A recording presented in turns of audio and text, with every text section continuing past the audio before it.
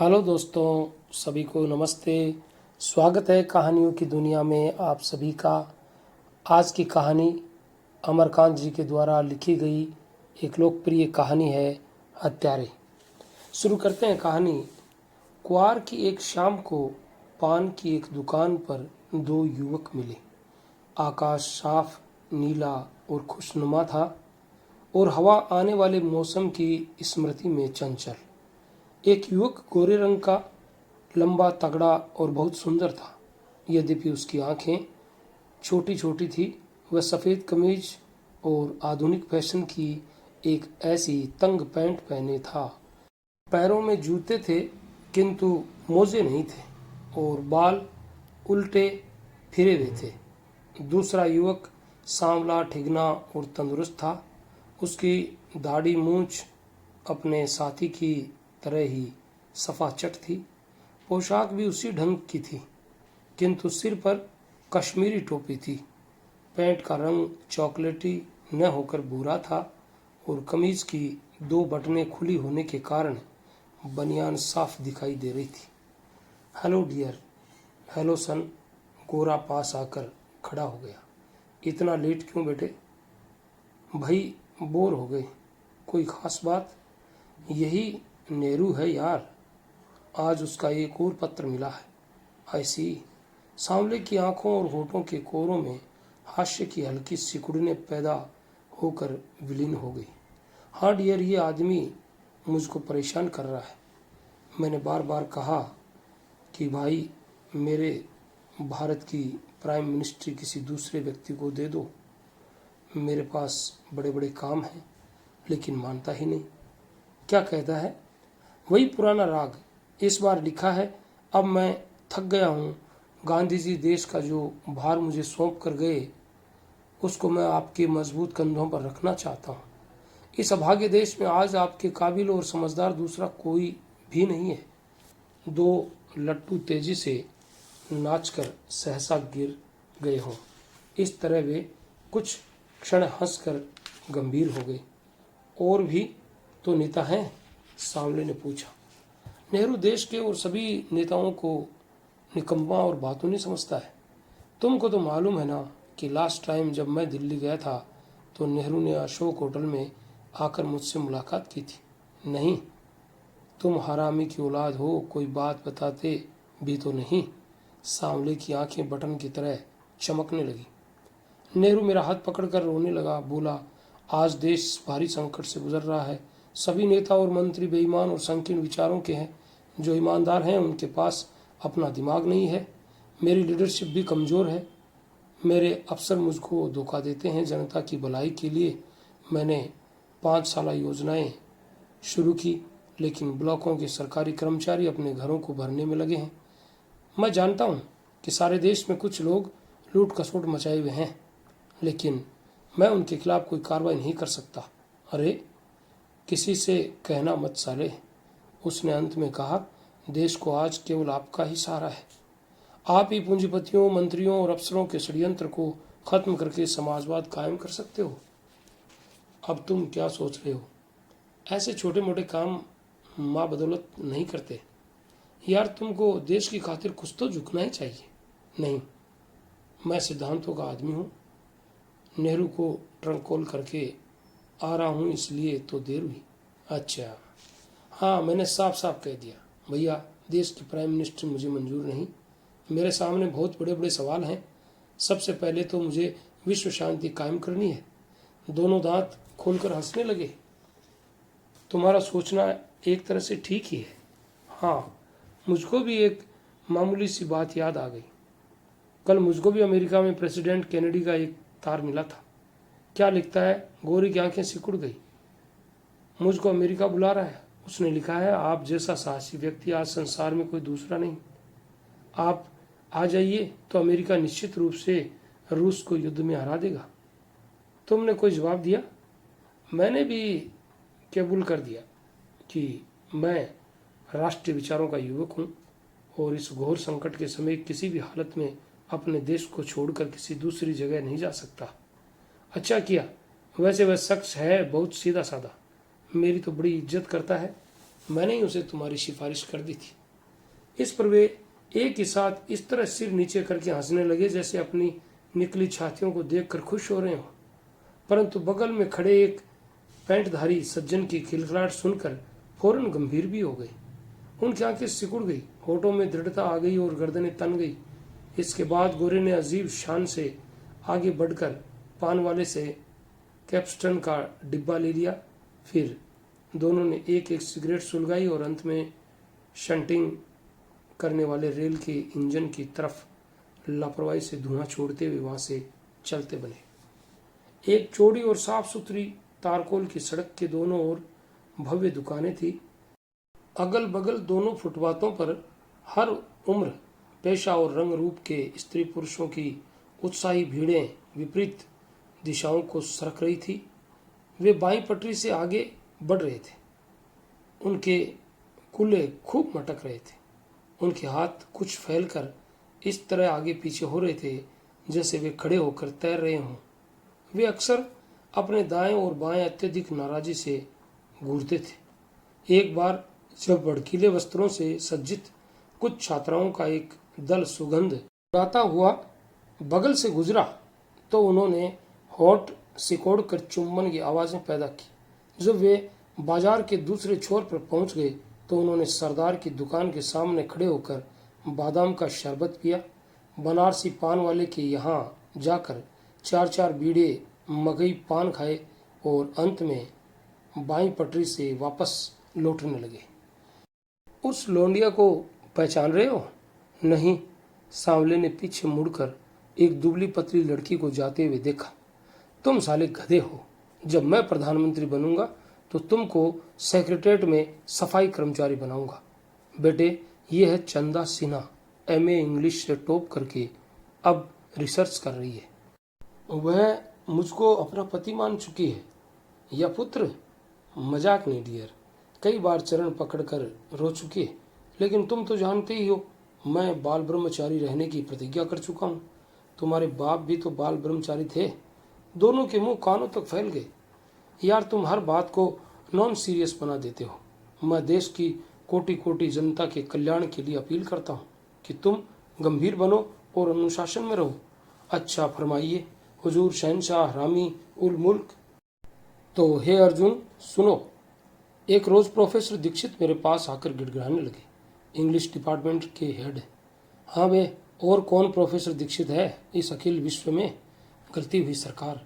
आते ही हाथ जोड़कर बोले, इस संसार में आप ही मेरी मदद कर सकते हैं। चंदा सिन्हा के बिना मैं एक क्षण भी जिंदा नहीं रह सकता। वह मामूली स्टूडेंट थी, लेकिन मैंने ही उसको टॉप कराया। मैंने उससे कई बार कहा है कि तुमको 2 वर्ष में ही डॉक्टरेट दिला दूंगा। मैंने हर दर्जे के लिए पाठ्य पुस्तकें और कुंजियां लिखकर जो लाखों रुपए कमाए हैं उनको चंदा के चरणों में न्यौछावर करने को तैयार हूँ। लेकिन वह तो मेरी ओर देखती भी नहीं। वह आपके ही नाम की माला जपती रहती है। आप समझा देंगे तो कहना मान जाएगी। तुम तो बेटा फिर डरे होगे। तुम्हारा एक पीरियड वह लेता जो है, उस सारा देश जिसकी पूजा करता है वह उस पिद्दी से डरेगा। मैंने डांट कर उससे कहा, बच्चू, पाठ्य पुस्तकों का रोब तो बहुत दिखाते हो, लेकिन क्या तुम इससे इनकार कर सकते हो कि तुम्हारी सभी पुस्तकें शिष्यों की लिखी हुई है? फिर क्या बोलिस? बोलता क्या, थर थर कांपने लगा। मेरे चरण पकड़कर प्रार्थना करने लगा कि मैं ये बात किसी से ना कहूँ। मैंने कड़क कर उत्तर दिया, मैं जानता हूँ कि तुम बड़े बड़े अफसरों और मंत्रियों की चापलूसी करते हो। तुमने अनगिनत लड़कियों की जिंदगी इसी तरह चौपट की है। चंदा सती साध्वी नारी है। अगर आइंदा तुमने उसको बुरी नज़र से देखा तो मुझे बाध्य होकर देश की शिक्षा पद्धति में आमूल परिवर्तन करना पड़ेगा। सहसा एक बुक स्टॉल ने उनका ध्यान आकर्षित किया, जिसके सामने एक जवान गोरी और सुंदर महिला खड़ी थी। उसका जूड़ा सर्प की कुंडली की तरह पीछे बंधा था और उसके पुष्ट शरीर पर 11वें रंग की एक रेशमी साड़ी सयत्न लापरवाही के साथ लिपटी हुई थी, जिससे वह कोई बौद्ध भिक्षुणी की तरह दिखाई दे रही थी। वह इब्स वीकली को ध्यानपूर्वक उलट पुलट कर देख रही थी, परंतु उसके मुख पर इस आशा का भाव था कि लोग उसको अत्यधिक आधुनिक और प्रबुद्ध समझे। वे भी मुंह से धीरे धीरे सीटी की आवाजें निकालते हुए निकट आकर खड़े हो गए और कुछ पत्र पत्रिकाओं को उलटने पलटने लगे। उन्होंने बारी बारी से रेखा, गोरी, लाइफ, मनोहर कहानियाँ, रीडर्स डाइजेस्ट, फिल्म फेयर, जासूस महल आदि पत्रिकाएं देखी। बीच बीच में वे उस महिला को घूरते जाते थे और कोई बात कह के जोर से हंस पड़ते थे। यार, लॉस्की भी अजीब आदमी था, गोरे ने कहा। क्यों? तुम तो जानते हो कि ग्रामर ऑफ पॉलिटिक्स लिखने के पहले वह मुझसे मिलने आया था। कुछ कुछ याद आ रहा है। सांवला महिला की ओर तिरछी दृष्टि से देखकर जोर से हंस पड़ा। वह एक रात को चुपके से मेरे घर पहुंचा, गिड़गिड़ाकर बोला, जब तक आप मदद न करेंगे मेरी किताब लिखी नहीं जाएगी। मुझे दया आ गई कि आदमी शरीफ है और इसके लिए कुछ कर देना चाहिए। मैंने कहा, भाई, मेरे पास इतना समय तो नहीं कि तुम्हारे लिए पूरी पुस्तक लिख दूं। हाँ, रोज मैं रात 2 घंटे बोल दूंगा और तुम नोट कर लेना। तैयार हुआ? अरे, बड़ा खुश हुआ। मैंने 10 मिनट में ही पूरी किताब डिक्टेट करा दी। वह कहने लगा कि पुस्तक के असली लेखक आप ही हैं और उस पर आपका ही नाम जानना चाहिए। लेकिन मैंने जवाब दिया कि मैं सत्य और अहिंसा के देश का रहने वाला हूँ और मेरी सेवाएं सदा निस्वार्थ होती है। उस महिला ने शान से गर्दन घुमाकर उनकी ओर घूरती नजर से देखा। फिर वह ईव्स वीकली खरीदकर उपेक्षापूर्ण भाव प्रकट करती हुई चली गई। दोनों ने जोर का ठहाका लगाया। फिर सांवला शीघ्र ही गंभीर होकर गुनगुनाने लगा, मुझे पलकों की छांव में रहने दो। उन्होंने बाजार के 2 और चक्कर लगाए। तब तक अंधेरा छा गया था। सभी दुकानें रंग बिरंगी रोशनियों से जगमगा कर रहस्यमय स्वप्न लोक की तरह प्रतीत हो रही थी। वे फिर उसी पान की दुकान पर आकर खड़े हो गए। इस बार सांवले ने सिगरेट खरीदी। डियर, हम काफी विदेश भ्रमण कर चुके, अब हमको प्यारे स्वदेश की भी सुध लेनी चाहिए। गोरा जमुआई लेकर बोला। हाँ, मेरी भी पवित्र आत्मा स्वदेश के लिए छटपटा रही है। Let's go. कुछ दूर चलकर वे दी प्रिंस में घुस गए। काउंटर पर बड़ी बड़ी मूछों वाला एक अधेड़ व्यक्ति अत्यधिक तटस्थ और विनम्र भाव से बैठा था। उसने झुककर उनको सलाम किया। दाहिनी ओर 4 केबिन बने हुए थे। पहले में 4 व्यक्ति बैठे हुए थे और जोर जोर से बातें करके ठहाके लगा रहे थे, जिनको देखते ही वे दोनों अत्यधिक गंभीर हो गए और उनके चेहरों पर उच्चता और उपेक्षा के भाव अंकित हो गए। वे अंतिम केबिन में जाकर बैठ गए। क्या लोगे? गोरे ने पूछा। देश का सामाजिक और नैतिक स्तर ऊंचा करना है, ब्रांडी ही चलने दो। एक अद्धा और साथ में अभी उबले हुए अंडे गोरे ने ऑर्डर दिया। जब बैरे ने सामान लाकर मेज पर रख दिए तो गोरे ने 2 गिलासों में बराबर मात्रा में शराब डाली। सांवले ने चुपके से अपने गिलास की कुछ शराब गोरे के गिलास में उड़ेल दी और अंत में झेंप कर हंसने लगा। साले, तुम कायर हो। गोरा बिगड़ा गया। मैंने सोचा था कि प्राइम मिनिस्टर होने पर मैं तुमको भ्रष्टाचार निवारण समिति और जाति भेद उन्मूलन समिति का अध्यक्ष बना दूंगा, लेकिन जब तुम इतनी पी ही नहीं सकते तो अवसर आने पर घूस कैसे लोगे, जालसाजी कैसे करोगे, झूठ कैसे बोलोगे, फिर देश की सेवा क्या करोगे? खाक। दोनों जोर जोर से ठहाके लगाने लगे। फिर उन्होंने सिगरेट सुलगा ली। वे शराब की चुस्की लेने के बाद अंडे खाकर कुछ देर तक अपने नाक की सीध में महत्वपूर्ण और बुजुर्ग नुमा ढंग से देखते रहे और बाद में सिगरेट के गहरे कश खींचकर धुआं छोड़ने लगते थे। जब वे बाहर निकले तो उनके चेहरे तमतमा रहे थे। फुटपाथों पर भी भीड़ें हल्की पड़ गई थी। गोरे ने हाथ ऊंचे करके अपने शरीर को तोड़ा। तुम्हारी लीडरशिप का मजा न आया। आज तो कुछ रचनात्मक कार्य होना चाहिए। तो तैयार हो जाओ। मैं देश के चौमुखी विकास और विश्व शांति की स्थापना के लिए जो कदम उठाने जा रहा हूँ उसमें तुम्हारे जैसे नौजवान की मदद चाहिए। अगर तुम हिम्मत से काम लोगे तो माँ बदौलत खुश होकर तुमको होम मिनिस्टर बना देंगे। जो आ गया हुजूर। तो आओ बेटा, रिक्शे पर बैठो। कुछ देर बाद उनका रिक्शा एक छोटी सी बस्ती के पास रुका जिसमें खपरेल और फूस के 15-20 छोटे छोटे मकान थे। उस बस्ती में चौका बर्तन करने वाले कामकार, कुछ रिक्शा चालक और इसी किस्म के मजदूर रहते थे। वह स्थान विश्वविद्यालय से लगभग 1 मील दूर शहर की सीमा पर स्थित था, इसलिए दूर तक कोई अन्य बस्ती नहीं दिखाई देती थी। नुक्कड़ पर पान की एक ऐसी दुकान थी जिसमें अन्य छोटे मोटे सामान भी मिलते थे। झोंपड़ियों से मध्यम मटमैली रोशनियां झांक रही थी। रात अंधेरी थी, परंतु मौसम बहुत सुहावना था और निशब्द चलने वाली पवित्र, स्वच्छ और शीतल हवा शरीर और मन को पुलक से भर देती थी। वे पहली झोंपड़ी में ही घुसे।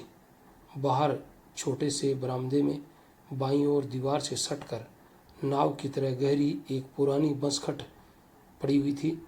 दाहिनी तरफ एक कोने में एक औरत चूल्हे के सामने बैठी खाना बना रही थी। वह चौंक कर खड़ी हो गई, परंतु गोरे को तत्क्षण पहचान कर सज्जनतापूर्वक हंसने भी लगी, जिससे उसके गालों के बीच में गड्ढे पड़ गए। उसकी उम्र 24-25 की होगी। रंग करीब करीब काला था, परंतु शरीर मजबूत था और वह देखने में बुरी भी नहीं थी। वह एक मैली कुचैली साड़ी पहने थी और उसके आंचल की अस्त व्यस्तता के कारण उसके उन्नत और पुष्ट उरोज दिखाई दे रहे थे। वह एक सीधी सादी और सरल स्वभाव की स्त्री प्रतीत होती थी। बहुत दिन के बाद दर्शन दिया। बैठिए। यहाँ बैठकर क्या होगा जी? गोरा हंस पड़ा। तो भीतर चलिए। वह भी हंसने लगी। आज तुम्हारी सेवा में विश्व के एक महान नेता को लाया हूँ। मुझे तो आपकी बात समझ में नहीं आती। कौन है ये? उसने अदा के साथ सांवले की ओर देखा। ये अखिल विश्व लोफर संघ के अध्यक्ष हैं। इनको हर तरह से तुम्हें खुश करना है। मेरे लिए तो सभी बराबर हैं, किसी तरह की शिकायत की बात नहीं मिलेगी। वह फिर हंसने लगी। तुम्हारा दोपाया जानवर कहाँ है? कहीं घास चरने गया होगा। वह खिलखिला पड़ी। तो क्या देर है? कुछ नहीं, दाल चुरती रहेंगी। वह सहसा व्यस्त होकर चूल्हे के सामने बैठ गई। उसके होंठ अनजान में ही एक शिष्ट हल्की मुस्कुराहट से फैल गए थे। उसने एक लकड़ी निकालकर आंच धीमी कर दी, बटलोई की दाल को करछुल से चलाया और अंत में आश्वस्त होकर उठ खड़ी हुई। गोरा बाहर बंसकट पर बैठा ऊँगता सा रहा। थोड़ी देर बाद औरत तेजी से बाहर आई और बटलोई को चूल्हे पर से उतार कर पुनः कोठरी में चली गई। अब बाहर बैठने की बारी सांवले की थी। इस बीच बरामदे के ताक पर रखी डिबरी की रोशनी किसी बीमार की फीकी मुस्कुराहट की तरह टिमटिमाती रही। 2-2 रुपए हुए ना? बाहर निकलकर गोरे ने हंसकर पूछा। आज तो 4-4 लूंगी। बड़ा परेशान किया आप लोगों ने। वह आंखें मटका कर बोली। तुम तो पूंजीपति हो, तुमको किस बात की कमी है? अच्छा, 8-8 आना और, लेकिन 10 रुपए का नोट है? रुपए तो मेरे पास नहीं है, पान वाले से बुना देते हैं। लाइए, मैं ले आती हूँ। अरे तुम देश की महान कार्यकर्त्री हो, तुम कहाँ कष्ट करोगी? अभी आते हैं। अच्छी बात है। वह हंसने लगी। वे झोपड़ी से बाहर निकलकर पान की दुकान की ओर बढ़े। वह औरत बरामदे में खड़ी उनको देख रही थी। साले, जूते निकालकर हाथ में ले लो। गोरे ने दुकान के निकट पहुंचकर फुसफुसाहट के स्वर में कहा। क्यों? सांवला चौंक उठा। मेरे आदेश का चुपचाप पालन कर। आज समय आ गया है कि हमारे नवयुवक बुद्धिमानी, मौलिकता, साहस और कर्मठता से काम लें। मैं पूर्ण अहिंसात्मक तरीके से उनका पथ प्रदर्शन करना चाहता हूँ। दोनों ने झटपट अपने जूते उतारकर अपने हाथों में ले लिए। भाग साले, आर्थिक और सामाजिक क्रांति करने का समय आ गया है। वे सरपट भाग चले। साथ में वह ही हंसते भी जा रहे थे। वह औरत झोपड़ी के बाहर निकल आई थी और छाती पीट पीट कर विलाप करने लगी।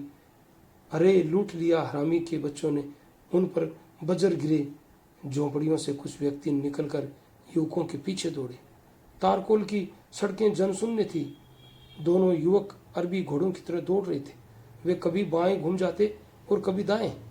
पीछा करने वालों में से एक फुर्तीबाज व्यक्ति तीर की तरह उनकी ओर बढ़ा जा रहा था। वह समीप आता गया।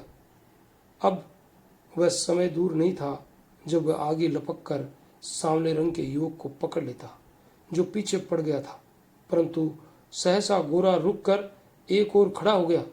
उसने पैंट की जेब से एक छुरा निकालकर खोल लिया जो उसके हाथ में चमक उठा। फिर फुर्ती से आगे बढ़कर उसने छुरा उस व्यक्ति के पेट में भोंक दिया जो हाय मार डाला कह के लड़खड़ा कर गिर पड़ा। इसके बाद दोनों पुनः तेजी से भाग चले। जब बिजली का खंभा आया तो रोशनी में उनके पसीने से लथपथ ताकतवर शरीर बहुत सुंदर दिखाई देने लगे। फिर वे न मालूम किधर अंधेरे में खो गए। ये थी एक कहानी अमरकांत जी की हत्यारे।